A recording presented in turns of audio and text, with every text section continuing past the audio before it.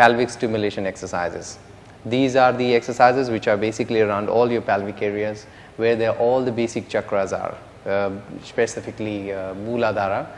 This is where we say all our happy response lies. When we're sitting all day long on the chairs and working on the computers, we find that area getting totally jammed and we see that there's no energy and movement there.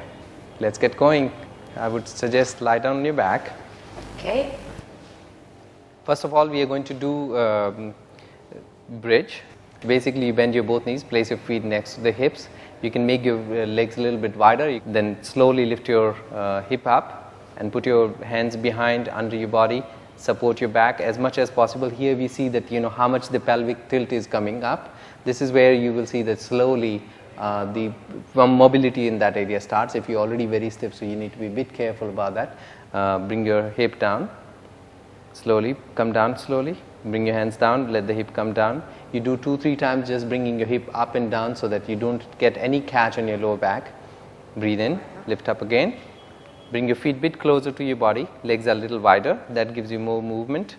And this is where you focus completely all around your pelvic area, the lower spine, as you remember, this happy response comes from that area. But in a little more detail, a little more specifically, what is a happy response? What is the stiffness in that area from, if it's not a physical manifestation and it's more a psychological one? In our body we have two different nervous systems. One is sympathetic, the other one is parasympathetic system, and the sympathetic nervous system is based on the lower back. That's where we say the happy response comes.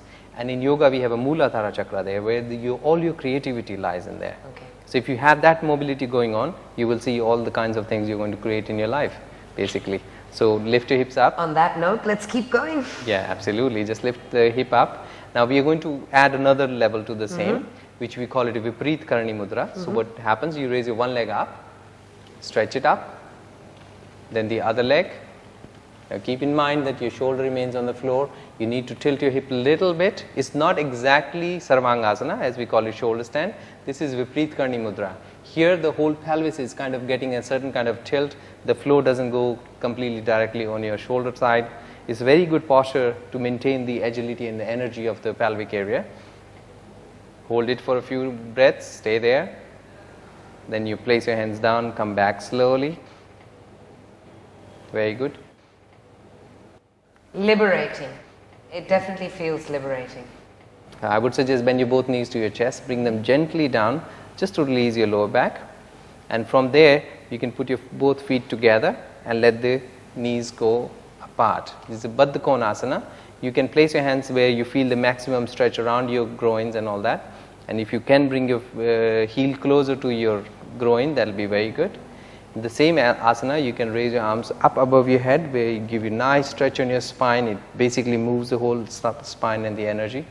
And you can feel it on your lower back, and you can feel a lot of pressure on the stretch on the inner thighs. I think the most tension is over here, and I think the only problem with this is there's a tendency to curve the back and raise it.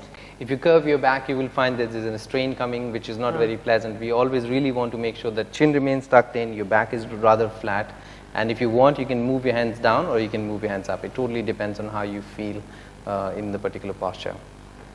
So feel more in control. Absolutely. Like you can slowly sit up. You can straighten your legs first and then come out of the posture.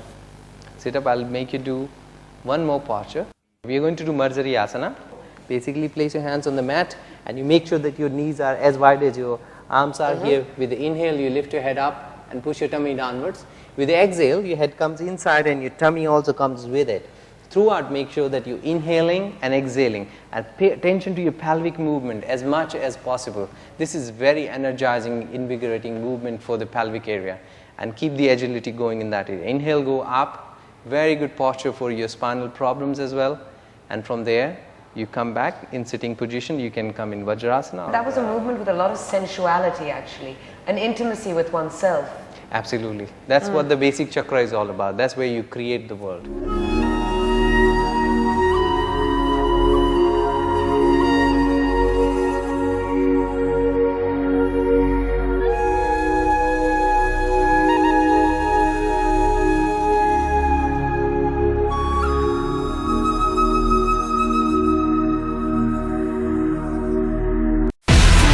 Do you have the NDTV Profit app?